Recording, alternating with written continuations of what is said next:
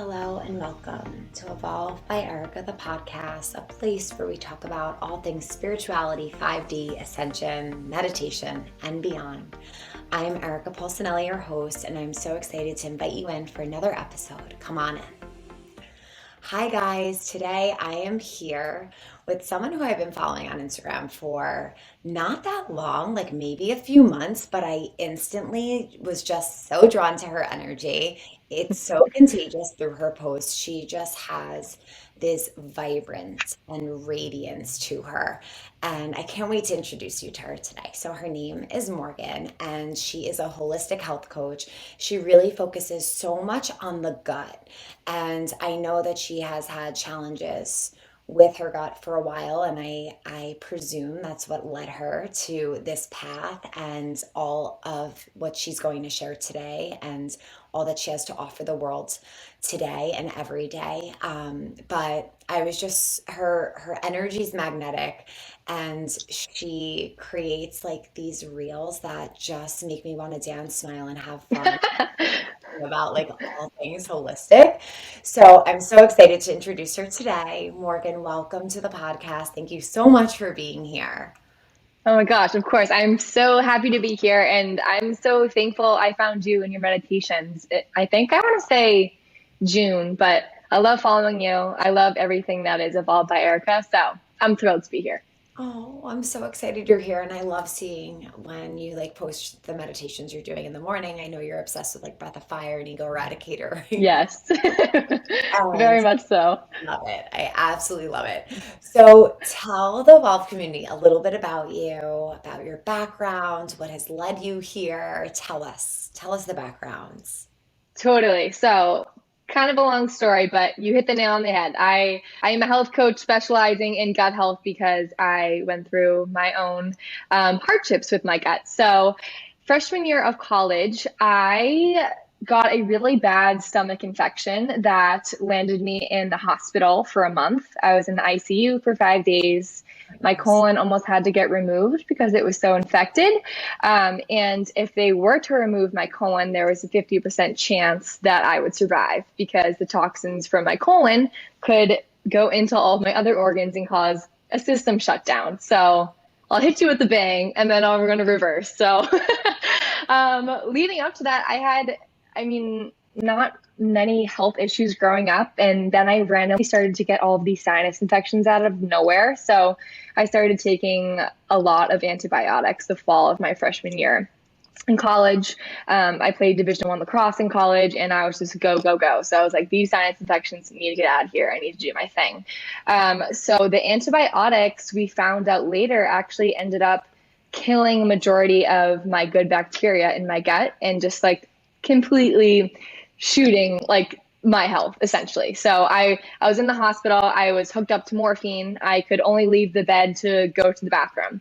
And it was such a traumatic event. And meanwhile, when I was having some issues with the antibiotics for the sinus infections before I was even hospitalized, I just was doing everything possible besides listening to my body. I was partying, I was going to practice, I was going to lift, I was going to school and just doing all the things except actually listening to myself and my intuition, and instead just literally convincing myself it was food poisoning when I was just in so much pain. I was going to the bathroom all the time, like just crazy things I'd never had before. So I do like to preference that. Like I was not tapped in, tuned in to who I was within. And then after I left the hospital, I started to experience all of the classic IBS symptoms, which I'm sure many listeners here probably might struggle with it too, because unfortunately it's so common, especially with women today. So I had constant bloating 24/7, like first thing in the morning till I went to sleep at night. I had acid reflux, I had brain fog, I got diagnosed with ADHD for the first time. I'd never had anxiety and I was anxious as hell. Like all these random things after I just got out of the hospital and I was like trying to transition back into my team and school. And I was like, what is happening? It like literally felt like my body was just against me. So I started going to all of these different doctors and specialists in Boston, and they were all like, your scans are fine, like totally fine. Just do an elimination diet, blah blah blah. And obviously was put on more medication. So the Western world is very very into band-aid approaches, and they get you band-aid results. So when I finally was like, IBS will not be my story, I know I don't feel well, I know I'm not crazy, even though these doctors are making me believe I am.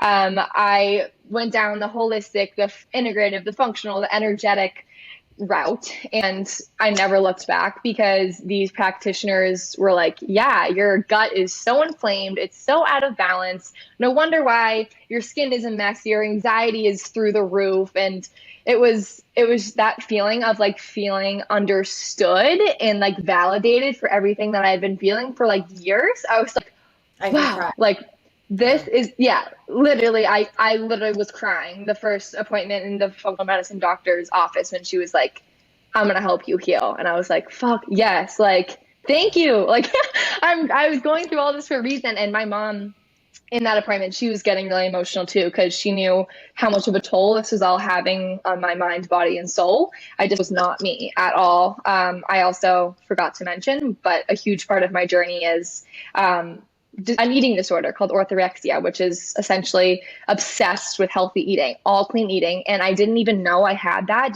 I didn't even know it was an eating disorder until like 2 years after I recovered. I saw it on Instagram and I was like, wow, I literally used to have all of the signs of that. So healing my gut in conjunction with my relationship with food is where the magic really happened for me. And that's where I started really feeling like myself again.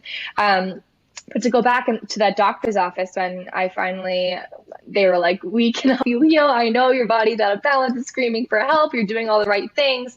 My mom was like, you're going to do something like this. Like, you are going to help women who feel so alone in their health journey, just have them like rise and like empower them and show them that they literally can heal themselves naturally. And I was like, I mean, I felt it so deep to my core that I was going to be doing something along those lines. But like I said, I played lacrosse in school and I had absolutely no time to do anything. But I had seen all these like amazing, like spiritual and just holistic wellness nutrition people on my Instagram, going to this school, Institute of Integrative Nutrition, which I wanted to go to like all throughout college. And then I was a 2020 grad. So, I mean, I guess I didn't really graduate, but I was forced to go home in March, end my senior season on lacrosse and school early. And I was like, okay, I'm not going to sit around and pout about this. I'm going to do something positive with this time that I have home, I have to myself. I have to expand my horizons. And in the meantime, I was looking for like recruiting jobs and sales jobs and PR jobs. I had no idea what I wanted to do because I didn't know who I really was yet. So I was like, all right, I'm going to enroll in IIN. So I did that while I was still looking for, I hate the word regular jobs, but just like what society says, a regular job, like behind a desk. And then when I was going through IIN, I was like, I am way, way, way too passionate about this stuff to just do this as a side hustle. Like, this is me. Like, I'm going full force in this. Like, I don't even know where it's going to take me, but like, I'm going to send it. And so I'm currently getting my master's in functional nutrition.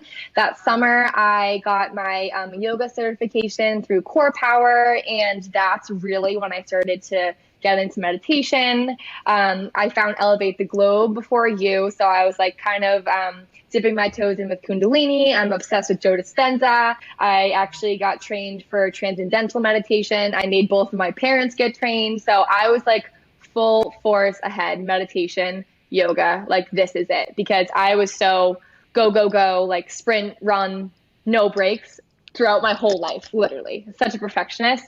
And that time in 2020 really gave me the opportunity to slow down, tune into my body, tune into my breath, and actually help me understand like my dharma and like why I'm here on this earth. So sorry, that was probably longer than expected, but that's Oh, me. it was absolutely perfect and beautiful.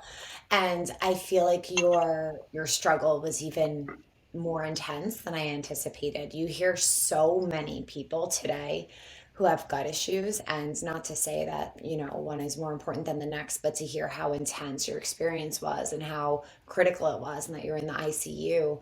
That must have been such a scary time. And as you were sharing all of this and like the diagnoses you were getting with attentional disorders and everything else you were dealing with, not feeling like yourself, they always say that everything starts in the gut and like how we feel, our mood is all dictated by the gut. And I believe it's Hippocrates who Totally. says all disease starts in the gut. Mm-hmm. And once we really start to look at that and be able to take care of our gut health, it's really a game changer. And it's wild how some things that we would never realize we're experiencing is because of an imbalance in our gut. I work with a Really. holistic doctor when I'm guided to, and you know, um, it was interesting when I made the transition to a holistic or naturopathic doctor. He brought me into an office, into a table Yeah. where we just sat and met with one another. And it was like an hour-long interview. And I never went into a doctor's office looking room, like an examination room, I should say. It was more of like a meeting and a sharing. And I eventually made Vinny in, I think, 2020. I made Vinny meet with him as well. And he got off the first initial call and he's like, Erica, I don't think this guy cares about my health at all. He's asking me like what my bedtime is. He's asking me what I do for fun. He's asking me what kind of foods I eat. I'm like, yeah, that's exactly it. Like it's such a different approach that our mindset has to shift so much to see that and be able, I mean, I can't see medicine, I can't see healing, I can't see wellness without a holistic approach. So for for many people though, that's very foreign. And Vinny was like, he doesn't care Totally. about my health. He wants to like hang out with me. No, no, no. Classic. So much information about you and getting a huge picture. It was very funny. But wow, it's so true. And I I oh my gosh, I just have so much to say, so many questions to ask about this because Yay. some gut health was something I actually always struggled with as well. So for years, I like couldn't go to the bathroom. Like it Yeah. would be an issue. Like I would have, I mean, not for years I couldn't, but just like I couldn't consistently and have like a healthy balance of going to the bathroom. And then when I went plant-based, I love talking about going to the bathroom. My husband hates I when do I too. do that all day every day. So I'm like, I got you here. We're going to talk about poop, and I'm so excited. Hmm. So then when I went vegan at first, I was doing so much raw food Mm. and my stomach was in shambles. Like I was going to the bathroom too much Mm. and in a way that like I don't know if that was healthy. And then eventually when I found meditation, I started to really start intuitively eating and eating a lot more warmer cooked foods. And now Good. bathroom is like so freaking consistent. Like you know when you have good gut health. Like tell Totally. us some ways that you know if you have good gut health. Yeah, well, going to the bathroom daily is huge. Like it like blows my mind how many people are like, "Wait, you go more than like 3 times a week?" I'm like, "What? You only go 3 times a week?" Like, oh my gosh.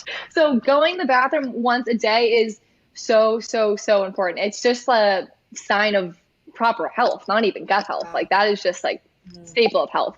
But in terms of gut health, like not having chronic bloating or bloating every time you eat, like not having any like acne or rosacea or eczema. Like our skin is our largest barrier and it's connected to our gut completely. So the skin is actually the first sign of an unhealthy gut when things are kind of red, inflamed, all the works.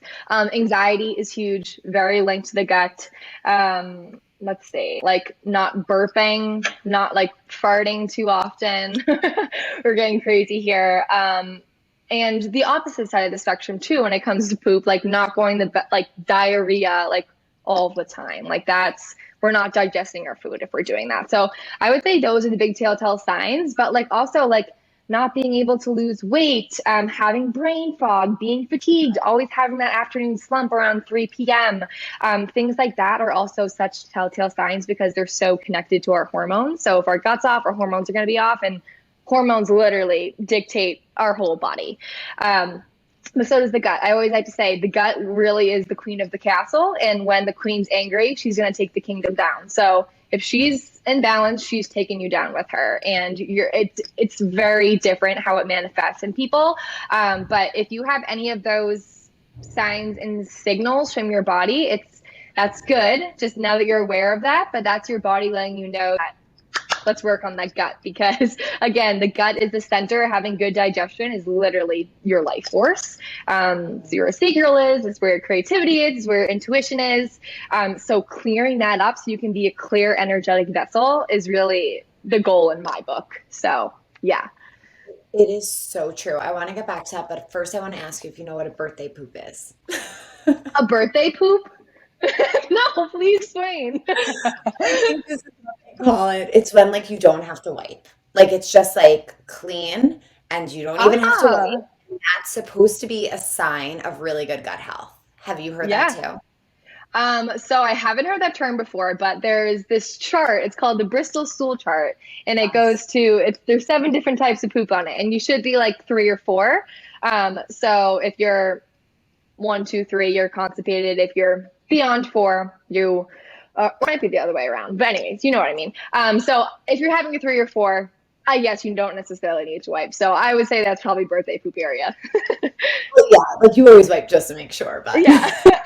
But I guess when you think about it, I would guess, yeah. I mean, just like not too hard, but not too loose, like formed, can come out easily, very easeful. And like setting up a routine like in the morning or at night to have these bowel movements is so important too, because some of us are just so go, go, go that you don't even like give yourself like enough time to go in the morning. So I do always yeah, like to say that too, like making it a part of your morning routine is pretty crucial. Just like your meditation. it is so true. And our thoughts become things. And when we start to Yep. think and create the space to release and go to the bathroom, it really makes such a difference. And going, taking time in the morning to meditate, I found has regulated me so much because I'm Same. literally calming down my digestive system and everything is, I'm not tense. I'm not running from one thing to the next. And I notice when I have a busy morning, especially when I used to be on my old schedule, it would be harder for me. It would be delayed. My bathroom trip would be delayed on the mornings where I had to run from, even if it's meditating, sometimes meditating can feel like something we have to do. Even if it's like Yeah. meditation, workout, get showered and go. Like your meditation needs to be mindful for your body so you could take time to breathe, breathing into the digestive system and allowing that breath to move everything along. It really does work. And I love that you mention that because that's something I've consciously had to bring in my daily routine. And it really has helped so much and has made me very consistent. And I Yay. love that you bring up how important it is to release and clear because our main chakras are in that area. So we have our Totally. root where all the elimination organs are, where everything leaves. We have our sacral, which is near the belly button, and we have our solar plexus, which is I guess closer to the colon, the liver, the pancreas. And when we're moving, there's less stagnant energy when Mhm. we're moving everything through and everything's coming out in a timely fashion. And I've also noticed the same, that what you spoke about, that creativity, that flow, that connectedness to those 3 lower chakras when I have a strong core. So, I mean, you're Same. certified in yoga, so I'm sure that you've experienced that too. When you have a strong core, and that's why the Nabi Kriya is amazing for digestion and also for aligning you and your energy Mm. and activating the solar plexus. Because when you have a strong core, it's from the inside out. You're able to access those energy centers more, and then when you're moving everything along, you're able to keep it nice and clear, less blockages.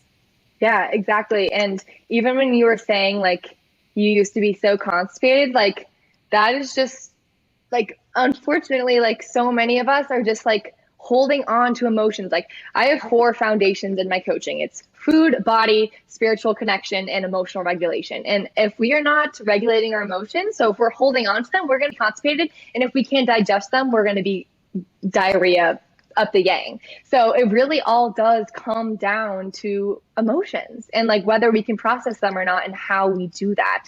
So like improving digestion also is like improving your whole like energetic vessel and like your lens on the world and how you perceive yourself and others. So it's like it's such a multifaceted thing to fix. But once you have that approach and you're just not focusing on the food or just on the body, healing can come so much faster. At least that's what I've seen with me and all of the people I work with. So it is a really interesting connection. It really is.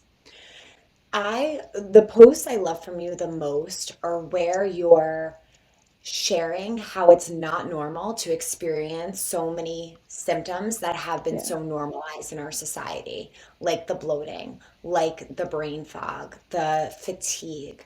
And it's so true. Like, I want everyone listening to know that it's your birthright to feel vibrant, radiant, beautiful, healthy, and clear. You just have to find what works for your body and what helps you to get into that flow state with your food and your digestion, and what's really interrupting that.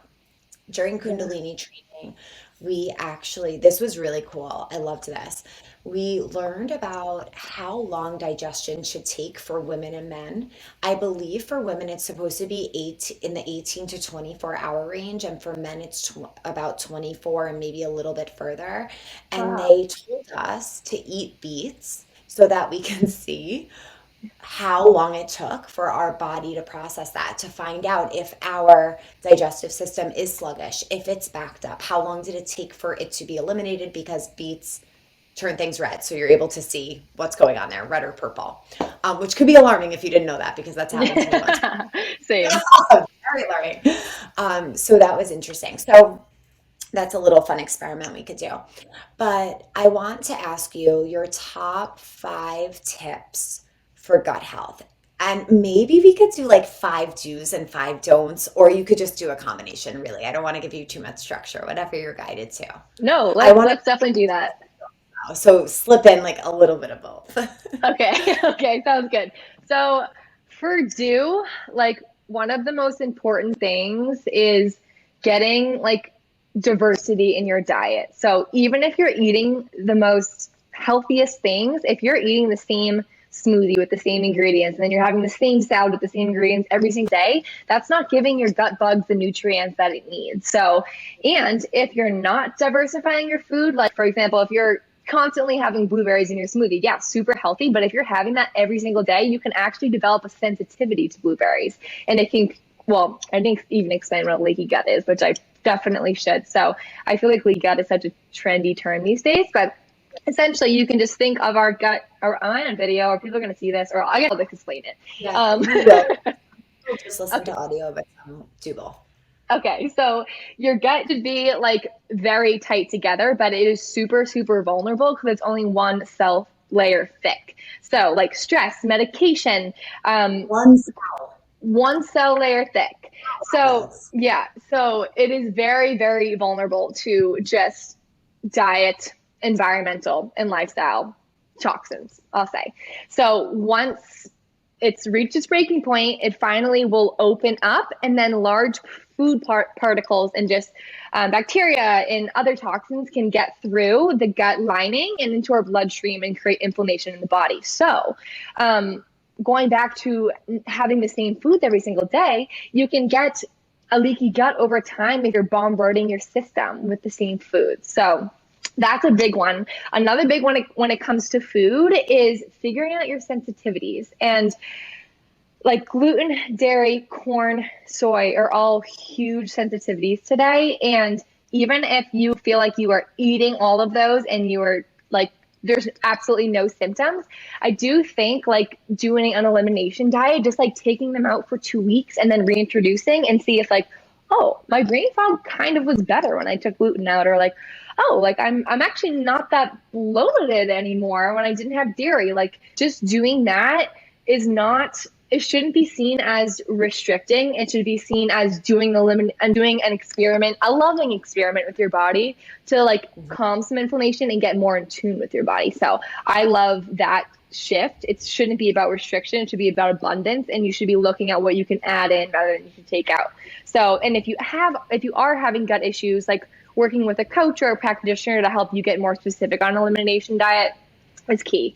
Let me go to a few don'ts. I'll mix and back. So don'ts, restrict like too many food groups, because again, your gut needs all the nutrients it can get. You can think of your gut like a rainforest, and there's so many different animals and plants and trees, and all of these different species need different food. So again, like restricting way too many groups. So for example, if you do an elimination diet and you just don't bring any of them back because you're nervous, like you're doing your gut a disservice as well.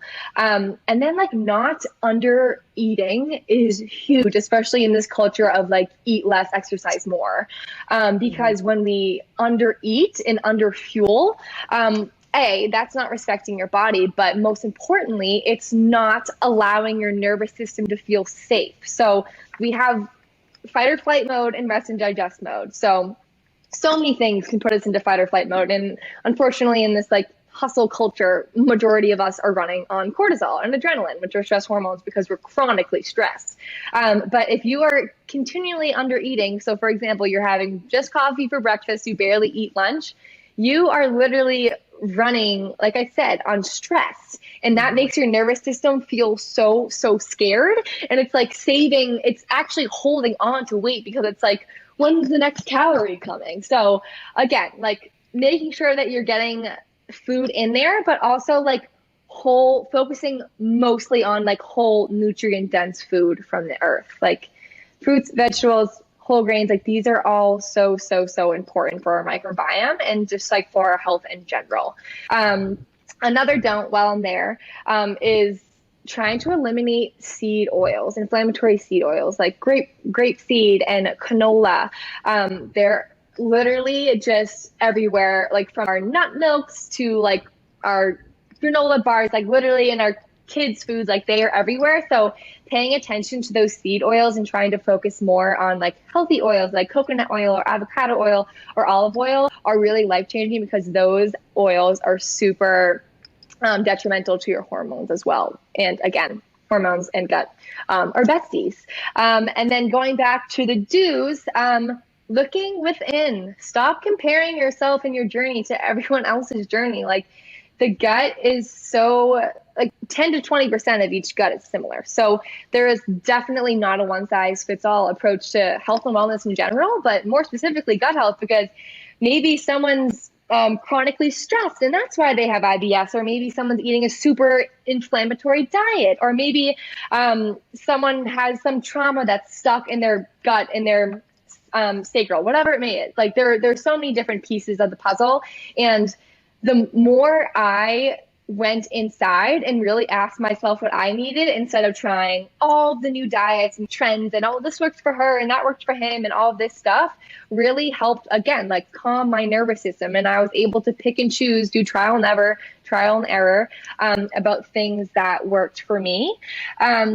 And then also when it comes to exercising, again, going within and like not forcing things. Like I said earlier, I was constantly running, doing high intensity things. I thought yoga and Pilates and things like that were just like for wimps.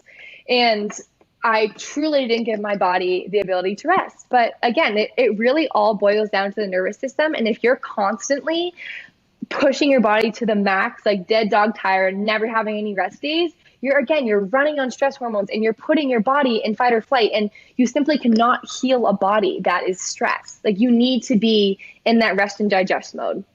And then lastly, like this, I think this is like with everything in life, like meditation. And it's perfect that I'm on this podcast, but like meditation truly has changed my life. And it doesn't have to necessarily be like sitting with yourself for 20 minutes, like, but if you do breath work or just some modality that you can actually reduce your stress, it's just, I can't harp on the importance of that. And not only is it in helping your nervous system feel safe and improving your gut health and helping with your hormones and your circadian rhythm, like literally everything, but it's also helping you get more in tune with yourself and your intuition. And that is really the goal of life, because you don't want to be going throughout life feeling so stressed and so disconnected from yourself and your body, because how can you truly connect with yourself, others, and understand your purpose and roll with it? So I know that's kind of a skew for like a benefit for gut health, but I mean, I can't harpen it enough. And I know you could go on and on about that too. So I guess I'll leave it there. Those are some good tips. I agree. And intuition, I want to add to that because with intuition, we're able to more intuitively eat. So, like when Yeah. I'm craving something, I know it's for a reason. This morning, I needed to have blueberries today. For whatever reason, I woke up, I didn't have any in my house. I had to go out and get a smoothie with blueberries in it because my I love body that. told me it needed that for whatever reason. And I felt damn good after I had my smoothie with blueberries. So it does, it makes you so much more intuitive in your food choices, and then you're able to connect with your body in a completely different way. I Totally. agree. What are some things that you do every day for your gut health? So, like, for example, some days, most days, I start with a Sakara. I use a Sakara probiotic, and theirs are also digestive enzymes, I believe. So you could take them more than once a day before big meals. Sometimes I'll do that. Honestly, I'm lucky if I take one supplement a day for one kind of There's a lot of supplement people person. like that. I'm just not. I hope to get so much from my food, and I know a probiotic is important, so I'll try that. I'll do my lemon water in the morning. I try to stay away from sugar because I know that's really bad for your health and processed foods. But what other things do you feel are really important, or just some things that people could add into their day aside from meditation? More things to ingest, like maybe more foods or rituals that you find helpful. Totally. Yeah. I mean, I think a morning routine is so important for many reasons, but like you, I start my day with lemon water, warm lemon water. So the first thing we want to put in our body, we want it to be warm or room temperature, because we have a digestive fire. So you can literally think of it as a fire. And if you're putting cold liquids in there right away, it like dampens that fire, and it kind of dampens, increases our digestion for the day. So that's a great tip, because it really like warms the body, gets the digestive system going. Hopefully, it will help you go to the bathroom in a little bit. But yeah, warm lemon water. I always have. I don't have athletic greens every day, but I do like getting like some green powders in the morning. And then probiotic is huge. So I'm happy that you're taking one. It just really helps to feed and balance the good bacteria, because we want more of those in our gut than the bad. So very important. And I do take digestive enzymes after each meal. So you can take them before or after to see what works for you. I personally like taking them after my meal, because unfortunately our digestive systems today are just like not as strong as they used to be, and our digestive enzymes and secretions in our body actually decrease with age. So like I honestly recommend enzymes for everyone, because it's getting harder and harder to digest the food as we really should.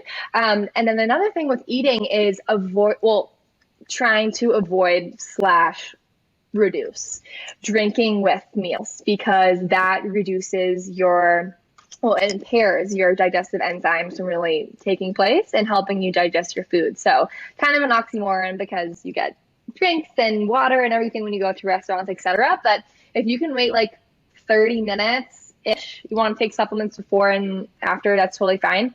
To have like a lot to drink, you should do that, because it will really help with your digestion.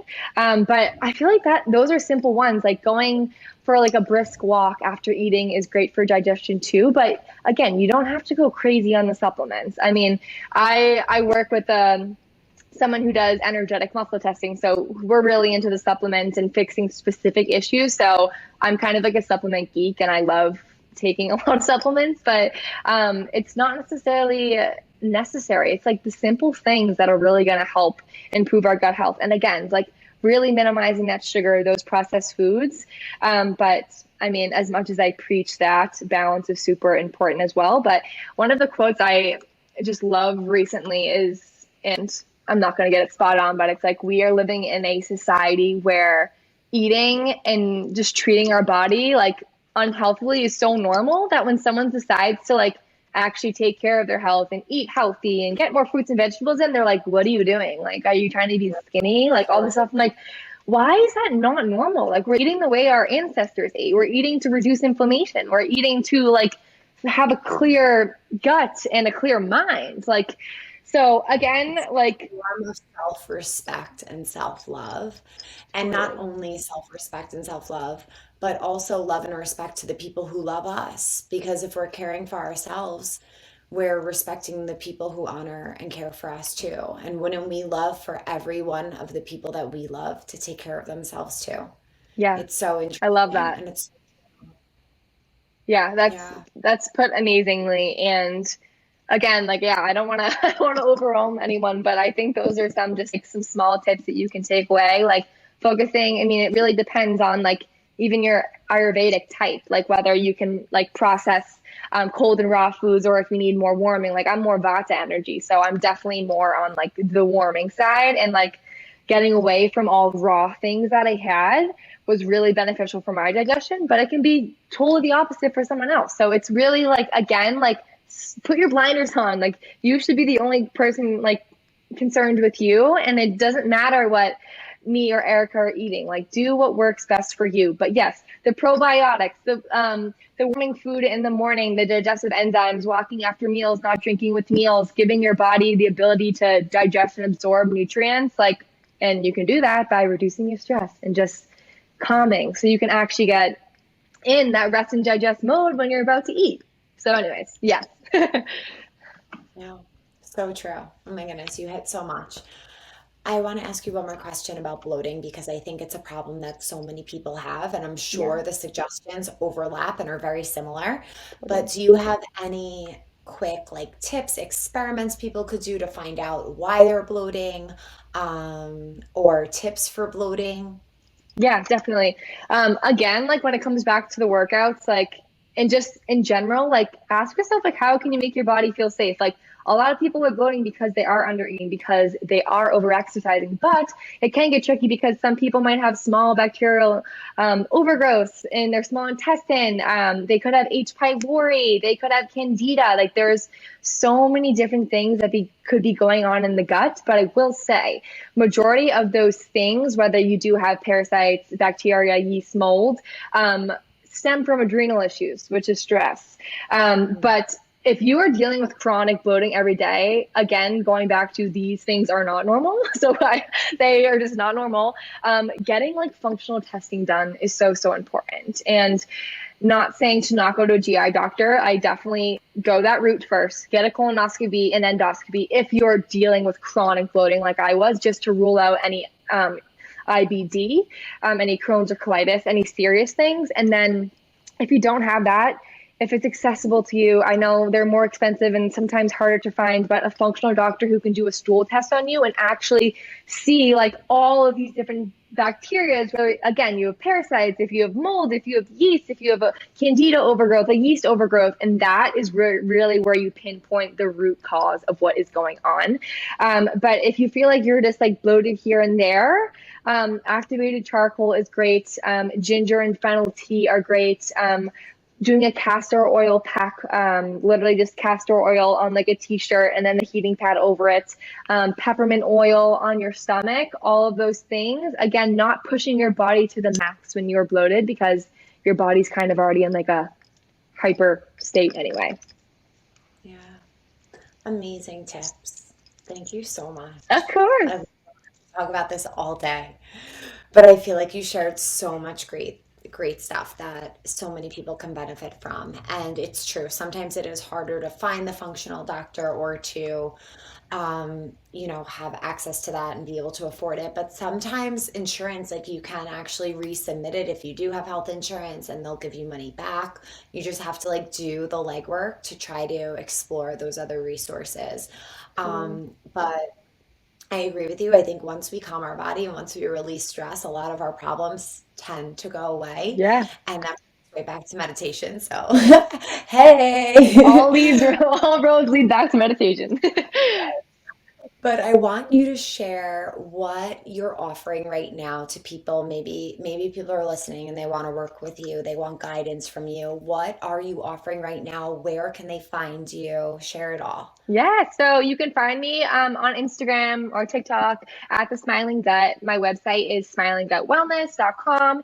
And I just launched like a few weeks ago an 8-week gut healing program, which is literally everything I have learned in my own experience through thousands of books and doctor's appointments, and just I am like I'm a geek about this stuff. So everything that I've learned, coaching in the past 2 years, culmination of my story. It's mind, body, soul work. It's there's energy, there's manifestation, there's meditation and breath work in there, and then I also help you go through the 5 stages of the gut healing process, and in conjunction with healing your relationship with food, because you really can't heal your gut unless you have peace with food and your body. So it's there's so many things in there. I literally can't even harp on how like transformative it is. So and it's self-paced, so you can just buy it, and if you're busy, you can finish it in far beyond 8 weeks, whatever works and resonates with you.